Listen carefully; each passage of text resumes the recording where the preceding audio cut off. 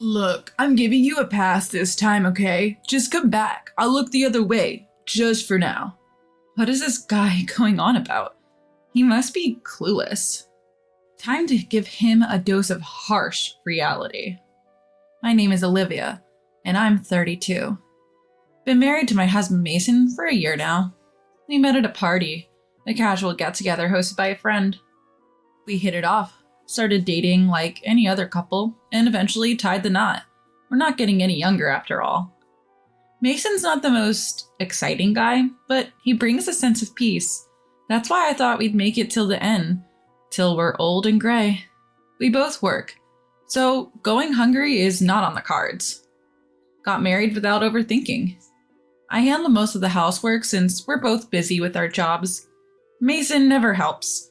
He's either lounging around or heads out early, rarely spending time at home. But I never found housework to be a burden. My parents lived like this too. I accepted this as the kind of life a wife would have. I have a 9-to-5 job and I'm not overloaded with hobbies. Mason and I were never chatty to begin with. We both respected each other's space and it was never an issue. Life went on. One night, Mason came home late, presumably from drinking with coworkers, friends, who knows. I welcomed him. Mason, you're home late. Had a long night out, huh? Dinner's still there if you want it, but I guess you're not eating this late, are you? He turned around and said nothing, and walked into the living room, ignoring me. I sighed. Here we go again. Whenever Mason is in a bad mood, he gets very quiet. So I figured something at work or during his night out must have upset him. Best to let him be. I know better than to poke the bear when he's like this. I felt his presence from the living room, but shrugged it off and went to bed. He'll probably be back to his cheerful self by morning. It was the same old story. And I didn't give it a second thought. The next morning, while I was preparing breakfast, Mason came into the kitchen. Good morning, I greeted him cheerfully. Mason glanced at me, grabbed some milk from the fridge, and left without a word. I was a bit surprised by his coldness. It wasn't like him. Seems like he's still in a bad mood. I never thought I'd see the day. I mused, aware that we were a family of strong, independent individuals. I hadn't made a point to talk to Mason, really. I decided to wait and see. So I continued prepping lunchboxes for both Mason and myself. However, things didn't go back to normal that easily. Mason remained distant the following night and the day after. At this point, I was genuinely concerned. Days turned into weeks and Mason continued to give me the silent treatment. I tried reaching out through WhatsApp and even left him notes, but he ignored it all. However, he'd eat the meals I prepared. I noticed the empty lunchbox in the sink, so I knew he ate the packed lunch. So I put a note in the cooler bag. I thought if he found a note while enjoying the lunch I made with love, he'd have to react. But that was another miss. Mason said nothing. Before I knew it, over a month had passed in this strange silence. I felt helpless. I had tried everything, but nothing worked. Then one evening, I took a drastic step. I deliberately didn't prepare dinner. Every evening, I made dinner when I got home. But what if I didn't? How would Mason, who's been ignoring me, react? I decided to find out. But when Mason came home, I pretended to be watching TV in the living room. Mason came into the living room and looked intently at the table where dinner usually waited, but tonight the table was empty. After looking at the barren table, Mason turned his gaze to me. Holding my breath, I waited for him to say something, but he walked out of the living room in complete silence. I heard the front door open and shut with a bang. I was stunned. Why am I being ignored like this? I had no idea why. I was left bewildered, sitting alone on the living room couch. The next morning, I woke up and went to the living room. Mason was already gone. Did he go to work already? Curious, I looked on the living room table and found a note. Reading the words on it, my eyes went wide. "Stop skipping out on your wifely duties," it read, scribbled hastily in a messy handwriting. Something inside me snapped. That's it. I'm done. Why do I have to keep pleasing Mason? Is this going to be my life forever? We were never a clingy couple, but this is just unacceptable. And there's no reason for him to do this, nor an opportunity for me to even ask about it. For the last month, the stifling silence in the house has been unbearable. I wrote next to Mason's scribble, I'm going back to my parents' house. I quickly packed up my things and went home. My sudden arrival did surprise my parents, but after I explained how Mason had been ignoring me for over a month without any apparent reason, they understood and welcomed me warmly. It felt good to be in an environment where I could have a normal conversation. For now, I decided to stay here and see how Mason reacts before deciding on my next steps. I didn't hear from Mason the day I left. Knowing him, he's probably assuming I'm just trying to make a point and will continue to ignore me. Well, let's see how long this lasts. Days turned into weeks, and there was still no call or message from Mason via WhatsApp or any other means. He didn't even bother to visit my parents' house. Before I knew it, half a year had passed. I had nearly forgotten about Mason altogether. Then, one day, as I was leaving my parents' house to go shopping, there he was. Mason, standing with a defiant and angry expression. I was shocked and froze in my tracks. Mason just glared at me, still not saying a word. Is this game still going on? It was almost laughable how silent Mason was. But then, in the next moment, he tried to walk into my parents' house without saying a word. Whoa, hold on there. I stopped him.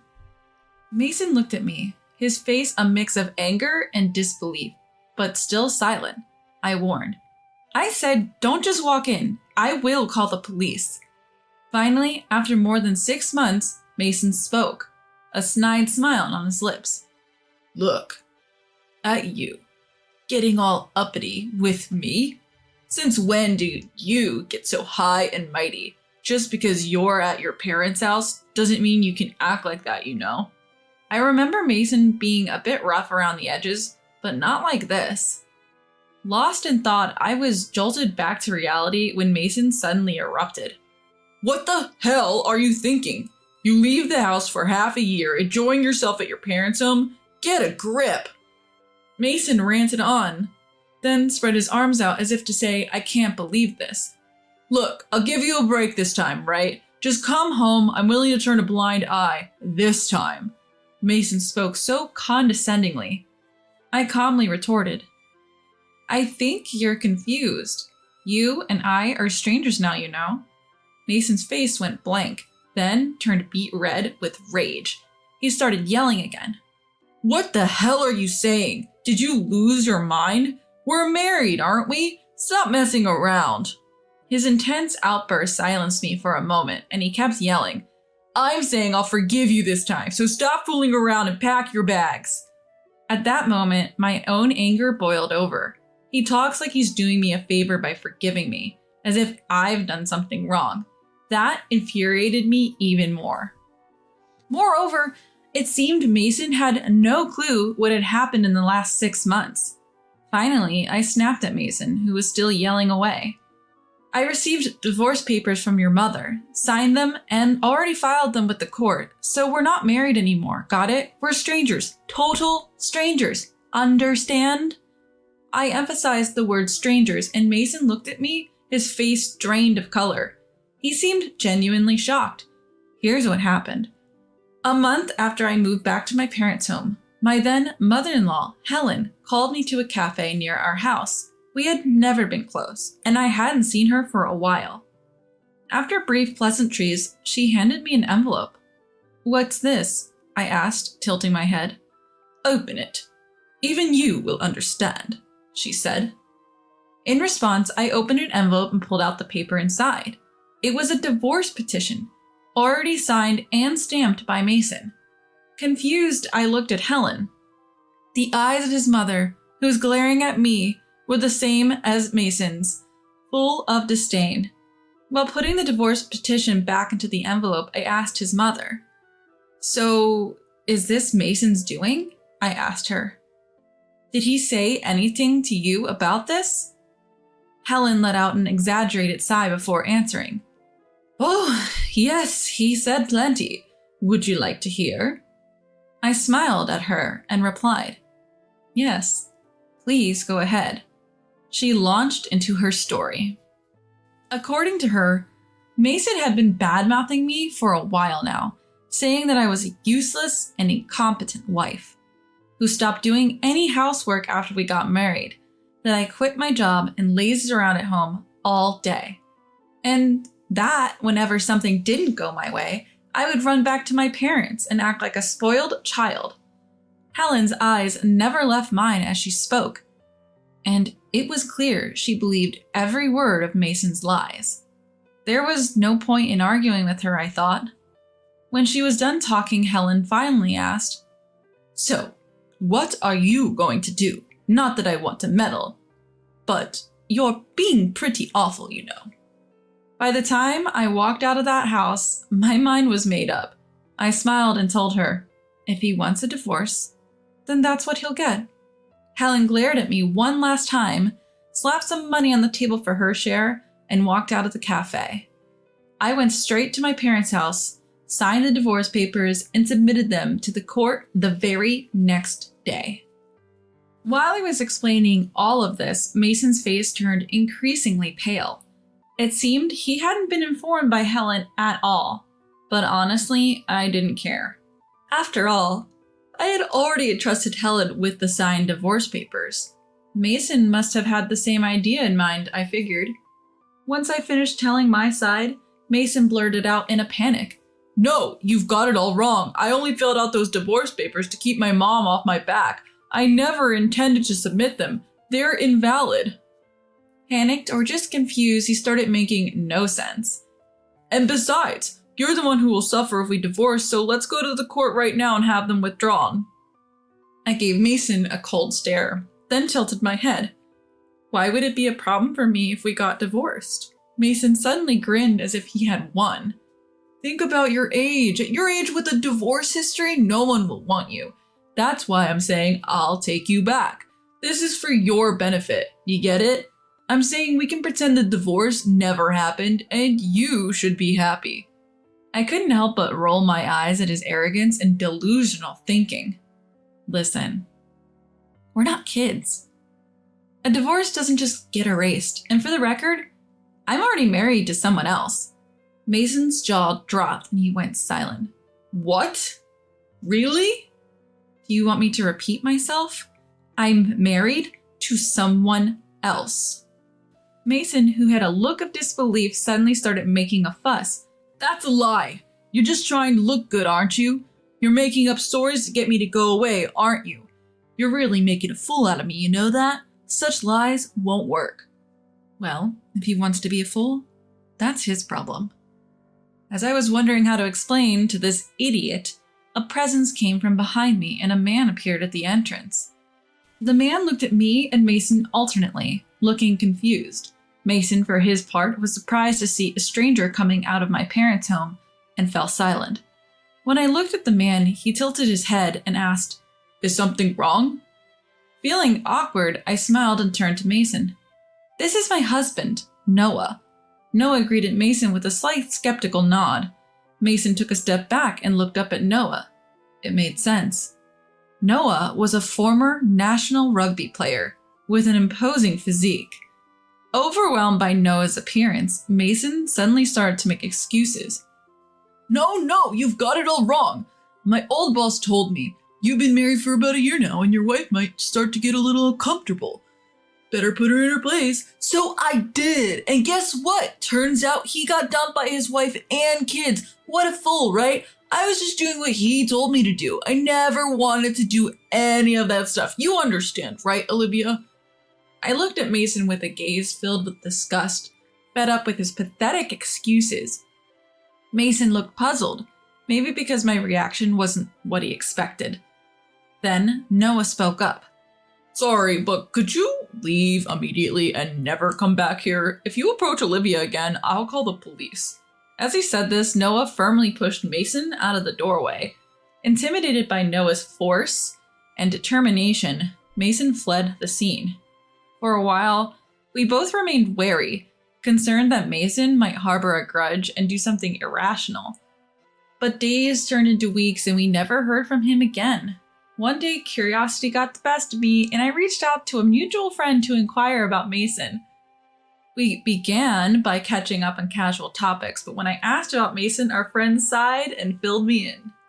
Surprisingly, Mason had quit his job just a few days after showing up at my parents' house. The reason? Turns out Mason was always in agreement with his boss, who he trusted.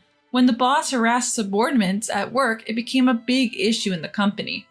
As a result, the boss was resigned. Resigned being a euphemism. He was basically demoted to some remote mountainous area I'd never heard of. Apparently, Mason was expected to be transferred as well, but he quit out of pride. According to our friend, he's still jobless. He's been looking for work, but his arrogance has hindered his efforts. Even when recruiters offer him opportunities, he declines interviews. Furthermore, news of him quitting reached his mother, who then disowned him due to her own extreme personality. Finally, our friend said, "He blames everything on his old manager and just drowns his sorrows every day. At this rate, he'll ruin his health before he ever finds another job. It's a mess. I hope he finds a new spouse or something, though that's unlikely." We both chuckled as we hung up the phone. Mason seems to be drowning his days in job hunting and drinking. Thanks to him, I am now living a peaceful life with Noah. Interestingly, Noah was actually my colleague. Upon hearing about my divorce, he had eagerly pursued me. Though we started dating with only 6 months after my divorce, which made me somewhat hesitant, I was quickly drawn to his confident manner and kind personality. After getting married, Noah told me that he had always had a crush on me, and he was heartbroken when I got married. I laughed and apologized for not noticing his feelings sooner. Noah helps me around the house, a task I used to handle alone. Whenever we eat together, he always says how delicious the food is with a smile. It's these little things that make me incredibly happy, something I never expected. I was probably numb to it all, having grown up with old-fashioned parents. Now I am living a sparkling married life with Noah, who always delights in even the most ordinary things. I'm convinced that with him, I'll have a happy life all the way through our golden years, and so I was certain.